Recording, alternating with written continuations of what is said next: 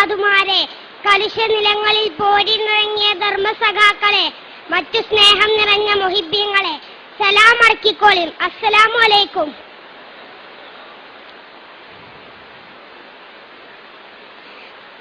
കുറച്ച് ലേറ്റായിട്ടാണെങ്കിലും നമ്മളെ സാഹിത്യോത്സവിന്റെ വേദിയിലാണ് ഞാനും നിങ്ങളും.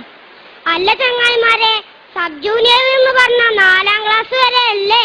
എന്നാ അതിന്റെ ലാസ്റ്റ് ചാൻസ് ആണ്. ചിന്തിച്ചിട്ടൊരു മന്ദപ്പ്. ഒരീസം സ്കൂളിൽ കളിച്ചാൻ പുട്ടപ്പം ഞാനും എന്റെ ചങ്ങായിമാരും റബ്ബറിന്റെ തോട്ടത്തിൽ കൂടെ ഇങ്ങനെ നടക്കുകയും അപ്പണ്ട് അവിടെ ഇവിടെ ആയിട്ട് ആൺകുട്ടികളും പെൺകുട്ടികളും യാതൊരു എളുപ്പമില്ല ചൊറച്ചിങ്ങനെ നടക്കണ്. എന്തൊരു കഥ! നമ്മളെ ജാതിക്കാരനെ ഹറാമല്ലേ കൂട്ടരെ? ഇത് കണ്ടപ്പോഴാ ഈ കഥ ഓർമ്മ വന്നത്. ഫളിലുന്റെ ചരിത്രം ഭയങ്കര ഗ്ലാമറേനി മൂപ്പര്.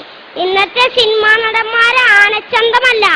പിന്നെ മുത്തുനബി ചൊർക്കിൽ സർട്ടിഫിക്കറ്റ് കൊടുത്ത ആളാണ്, ചില്ലറക്കാരനല്ല. അതുകൊണ്ട് തന്നെ സ്വഹാബി കുടുങ്ങി. എവിടേക്കിറങ്ങിയാലും മൂപ്പരെ ഒളിഞ്ഞു നോക്കാൻ നല്ല ചൊർക്കുള്ള പെൺകുട്ടികള്. മൂപ്പർക്കാണെങ്കിൽ ദുന്യാവില് യാതൊരു കമ്പമല്ല. മദീനത്ത് വലിയൊരു സമ്പന്നന്റെ മോളുണ്ടേനി, ജാരിയാന്നാ തോന്നുന്നോളെ പേര്. പെരും ചൊർക്കേനി. ലോഡ് കണക്കിന് മഹറേറ്റ് കൊറേ സുന്ദരന്മാർ ഓളെ കെട്ടാൻ വന്നിക്കണേ. ഓൾക്കാർക്കും മോളെ കിട്ടിയിട്ടില്ല. കാരണം എന്താ അറിയോ? ഓളെ മാനസകൊട്ടാരത്തിലൊരാളുണ്ട്. അല്ല, ആരാപ്പത്? നമ്മളെ കഥാനായകൻ ഫളിലുണ്ടല്ലാഹു. ഇതൊക്കെ പ്രേമം മൂത്ത് മൂപ്പരെ വശീകരിക്കാൻ പലവട്ടം ശ്രമിച്ചു. മൂപ്പരിക്കുണ്ടോ പൂതി? സുബൈക്ക് പള്ളിക്കൊക്കെ പോകുമ്പോ പോലും സ്വൈര്യം കൊടുക്കൂല. അങ്ങനെ ഇരിക്കുമ്പോഴാണ് ഹജ്ജ് സീസൺ എത്തുന്നത്. പോകണോലൊക്കെ മദീന SISന്റെ അന്നത്തെ ചീഫ് അമീർ സൽമാൻ ഫാരിസ് റളിയല്ലാഹു അൻഹുവിന്റെ അടുത്ത് രജിസ്റ്റർ ചെയ്തു. കൂട്ടത്തിൽ നമ്മളെ ഫളിലൂനും ഉണ്ടേനി. എന്ത് ചെയ്യാനാ? ഈ വിവരം നമ്മളെ ലൈലപ്പെണ്ണറിഞ്ഞു. ഉടനെ പമ്പർന്നോളും ഒപ്പിച്ചൊരു സീറ്റ്. കുറച്ചു ദിവസങ്ങൾക്ക് ശേഷം യാത്ര ആരംഭിച്ചു. രാത്രിയായപ്പം കുറേ ദൂരത്ത് അമീറിന്റെ നേതൃത്വത്തിൽ സംഘം തമ്പടിച്ചു. അപ്പോഴല്ലേ ശല്യം. ഫളിലുവിന്റെ തമ്പിന്റെ അയലോക്കത്തിന് ഈ പെണ്ണും തമ്പട്ടി. നൗദുബില്ല. രാത്രി എല്ലാരും ഉറങ്ങിയപ്പോഴല്ലേ പുകില് ഈ പെണ്ണ് ഫളിലുവിന്റെ തമ്പിനകത്ത് കയറി പറ്റിയേക്കണ്. എന്നിട്ട് മഹാനെ വിളിച്ചുണർത്തി. ഉടനെ, ആരാധി ഈ രാത്രി? ഇത് ഞാനാണ്, നിങ്ങളെ സ്വന്തം ജാലിയ. നിങ്ങളോട് പെരുത്ത് പ്രേമാണ്. നിങ്ങളിന്നെ കെട്ടണം. വേറെ പുതിയാപ്പളനെ ഈ ലൈലാക്ക് വേണ്ട. ദേഷ്യം പിടിച്ച സ്വഹാബി പോ പെണ്ണെ, വണ്ടിയും ബലിയുണ്ടാക്കാതെ അവളെ ശകാരിച്ചു. ഫളിലുവിനെ വീഴ്ത്താൻ കഴിയൂലെന്ന് മനസ്സിലാക്കിയ ലൈല ദേഷ്യത്തോടെ പ്രതികരിച്ചു. അങ്ങനെയല്ലടാ, ഈ പെണ്ണ് നിന്നെ ഒരു പാഠം പഠിപ്പിക്കും. പിറ്റേന്ന് നേരം വെളുത്തപ്പോ റെയ്ഡാ അമീറിന്റെ നേതൃത്വത്തിൽ. അല്ലാ, എന്താ അറിയോ? ലൈലാന്റെ വജ്രമാല കളവ് പോയിക്കണോലോ. സംഘങ്ങളെ റെയ്ഡ് ചെയ്ത് ഇപ്പം എത്തിക്കുന്നത് ഫളിലുവിന്റെ തമ്പിൽ സൽമാൻ റളിയല്ലാഹു അൻഹു പറഞ്ഞു, നിങ്ങളെ ഞമ്മക്ക് സംശയമില്ല, എന്നാലും റെയ്ഡ് ചെയ്യണല്ലോ. നിങ്ങൾക്ക് കേക്കണോ കൂട്ടരെ? മാല കിട്ടി, മൂപ്പരെ പെട്ടീന്ന്. സുബ്ഹാനല്ലാഹ്, ആകെ കോലാഹലം. കൊറേ ആൾക്കാർ മൂപ്പരെ കുറ്റം പറഞ്ഞു. കൊറേ ആൾക്കാർക്ക് വിശ്വസിക്കാനും കഴിഞ്ഞില്ല. പറച്ചോനെ, അന്നന്തിക്ക് ലൈലാന്റെ തമ്പുന്ന ഒരച്ചും പൊളിയും. ഓടി വരണേ, ഇവനെന്നെ അപമാനിക്കുന്നേ.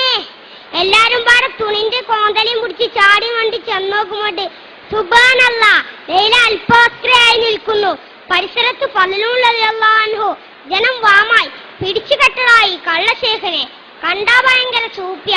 2 മഹാകുറ്റങ്ങളായി ഇവൻ ചെയ്തു കൂട്ടിയെ. സുബ്ഹാനല്ലാഹ്, ആകെ കോലാഹലം. എന്ത് ചെയ്യും? സൽമാൻ റളിയല്ലാഹു അൻഹു ആകെ കൊയങ്ങി. അല്ലാ, അപ്പം ഭരിക്കണത് ആരാറിയോ? ഉമറുൽ ഖത്താബ. കേസ് കേട്ടപ്പോ മൂപ്പരാകെ ഞെട്ടി. പറച്ചോനെ, ഫളിലുവിന് ഇങ്ങനെ ചെയ്യൂലല്ലോ. അതുണ്ടാകൂല. ഏതായാലും ഈ കേസ് നടത്താൻ നല്ലത് അലി റളിയല്ലാഹു അൻഹു ആണ്. അങ്ങനെ കേസ് അലി റളിയല്ലാഹു അൻഹുവിന്റെ അടുത്ത്. അപ്പൊ തന്നെ ലൈലിയോൾ അടിമി വറക്കാൻ തുടങ്ങിയിരിക്കണേ. അലി റളിയല്ലാഹു അൻഹു ചോദ്യം തുടങ്ങി ലൈലാനോട്. ഇതൊക്കെ ഉണ്ടായോ? അതെ. മാല എവിടെനി? എന്റെ പെട്ടിയില്. അതെന്താ അണിയാഞ്ഞു? ഒന്നുമില്ല.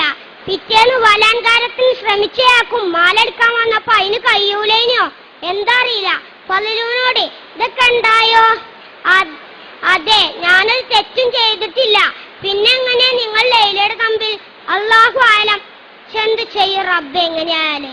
ഉടനെ അലി റളിയല്ലാഹു അൻഹു ലൈലാന്റെ അടിമനെ വിളിച്ചു. ഇവനാണെങ്കിൽ കിടുകിടാ വറക്കുണ്ട് ട്ടോ. പറയടാ, എന്തുണ്ടായി? പറയാമേ, എന്റെ യജമാനത്തി പറഞ്ഞത് കളവാണ്. ആദ്യത്തെ ദിവസം യജമാനത്തി ആ തമ്പിൽ പോയിരുന്നു. മാല കഴുത്തിൽ തന്നെയായിരുന്നു അണിഞ്ഞിരുന്നത്. രണ്ടാമത്തെ ദിവസം ഫലൂനെ ഒരു പൊടി തന്നു അതുകൊണ്ട് മയക്കിക്കൊണ്ടുവരാൻ യജമാനത്തി എന്നോട് പറഞ്ഞു. ഞാനങ്ങനെ ചെയ്തു. ശേഷം എന്തോ മണപ്പിച്ചു. അപ്പോൾ സഹാബിക്ക് വെളിവ് കിട്ടി. ശേഷം യജമാനത്തി ബഹളമുണ്ടാക്കി. പൊളിഞ്ഞില്ലേ, എല്ലാം പൊളിഞ്ഞില്ലേ. ലൈലാന്റെ കള്ളത്തരങ്ങൾ മുഴുവനും. അങ്ങനെ ലൈലക്കെതിരെ ശിക്ഷ വിധിച്ചു. സത്യമേ ഒടുക്കം ജയിച്ചുള്ളൂ. അതാണ് എപ്പോഴും സത്യസന്ധരാകാന്ന് പറയണത്. നോക്കിയും കൂട്ടരെ, നിങ്ങൾ ഈ സ്വഹാബിന്റെ മനസ്സ് ഇത്രയും നല്ലൊരു സുന്ദരനെ കിട്ടിയിട്ടും അള്ളാഹ്ക്കും വേണ്ടി ഒഴിവാക്കിയത്. നമ്മളൊക്കെയാണെങ്കിൽ ചാടി പൂണോളും. അള്ളാഹു അവരുടെ കൂടെ നമ്മെ സ്വർഗത്തിൽ ഒരുമിച്ച് കൂട്ടട്ടെ, ആമീൻ. നേരം കുറേയായി. കഥ പറഞ്ഞ് ഞാനും കൊയങ്ങി. കേട്ടങ്ങളും നിർത്താണേ. അടുത്തെല്ലാം നിങ്ങൾക്ക് കഥ അറിഞ്ഞുതരാൻ ഈ കുഞ്ഞാനുണ്ടാവൂല. അള്ളാഹു നമ്മെ നന്മയിലാക്കട്ടെ, ആമീൻ. അസ്സലാമു അലൈക്കും.